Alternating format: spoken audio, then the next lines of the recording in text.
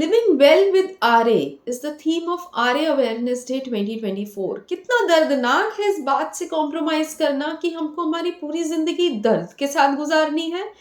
और RA rheumatoid arthritis जो एक ऑटो इम्यून डिजीज है। ऑटो इम्यूनिटी में क्या हो रहा है कि आपके ही सेल्स में एंटीबॉडीज प्रोड्यूस हो रही है आपके ही सेल्स के अगेंस्ट लड़ने के लिए।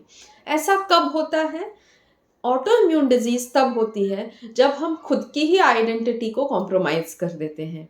ऐसे घटनाएं क्या होती हैं, ऐसे कंडीशंस कहाँ आते हैं जहाँ की हो सकता है कि माँ बाप नहीं है, ऑर्फन है बच्चा, किसी और ने उनको पाला पोसा बड़ा किया, या फिर सब कुछ होते हुए भी इस कंडीशन में आ गए जहाँ की वो इनसिक्योरिटी में जीने लगे कि कभी भी ये मुझे छोड़ सकता है, मैं अकेली पड़ जाऊंगी।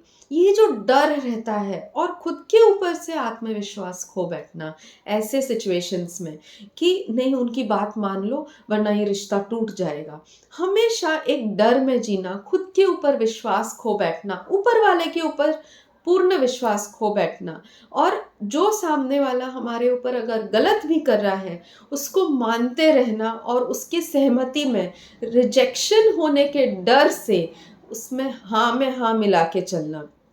जब आप ऐसे रिलेशन में बहुत लंबे समय तक रहते हैं और आपका क्रिएटिव एक्सप्रेशन, आपके ही खुद के पावर्स आप खोने लगते हैं।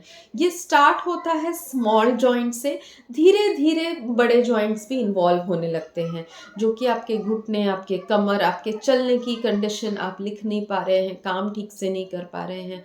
और ऐसे अनगिनत पेशेंट्स हैं, और औरतों में ये ज़्यादा पाया जाता है क्योंकि उनके अंदर इमोशंस बहुत ज़्यादा है। ऊपर वाले ने उनको हार्मोन्स इतने अच्छे दिए हैं, उनको केयरिंग और नर्चरिंग के लिए बनाया गया है, लेकिन ये सब इनसिक्योरिटीज़, ये इमोशंस के थ्रू उनके अंदर इतने ज़्यादा मिल जाते हैं, घुल मिल जाते हैं कि वो खुद ऑटो इम्यून डिजीजेस में लैंड कर जाती हैं, स्पेशली रूमेटॉइड आर्थराइटिस, जहाँ की खुद के ही काम करने के लिए उनको सहायता मांगनी पड़ती है। धीरे धीरे ये डिजीज़ एडवांस होती है, और ये जो आदत है ना सेल्फ एक्यूजेशन की, खुद को ही जिम्मेदार मानने की, क्योंकि वो बार बार उनको सुनाया जाता है, तू ऐसी, तेरे वजह से ये हो रहा है, तू गलत, तू बेवकूफ़, ये नालायक, और वो उसको बिलीव करने लगते हैं। जो कि इंसान उनकी वैल्यू नहीं समझ रहा है, उसके शब्दों को वो अपने अंदर बिठा लेते हैं कि कुछ भी गलत होता है। करियर में वो इतनी एजुकेटेड, वेल क्वालिफाइड, लेकिन करियर में वो आगे बढ़ रही है और उसमें अगर कोई भी चुनौती आई, किसी ने कुछ भी थोड़ा सा कह दिया, और वो जो घर का पारिवारिक इन्फ्लुएंस, जो इमोशंस उसके साथ है, उसमें वो इन्फ्लुएंस में आके अपने आप को बार बार दोषी करार मानती है। सबसे ज़्यादा महत्वपूर्ण ये है कि आप आपके काबिलियत पे विश्वास रखिए।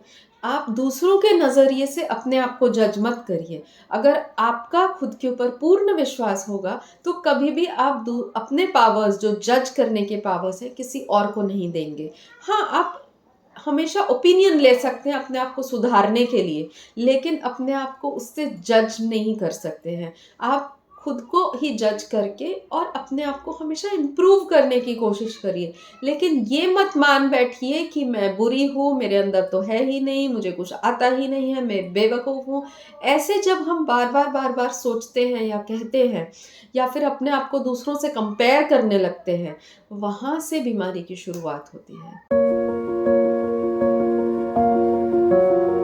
ये पॉसिबल है, होम्योपैथी लीजिए, हेल्प लीजिए, और अपना जो अटूट विश्वास है ऊपर वाले के ऊपर, वो कभी मत खोइए। उनने आपको परफेक्ट बना के भेजा है इस पृथ्वी पर, जैसा भी भेजा है, जो भी कंडीशंस दिए हैं उनको एक्सेप्ट करिए, उनसे डटने की पूरी कोशिश करिए, लेकिन कभी भी अपने ऊपर जो विश्वास है वो मत खोइए और ऊपर वाले के ऊपर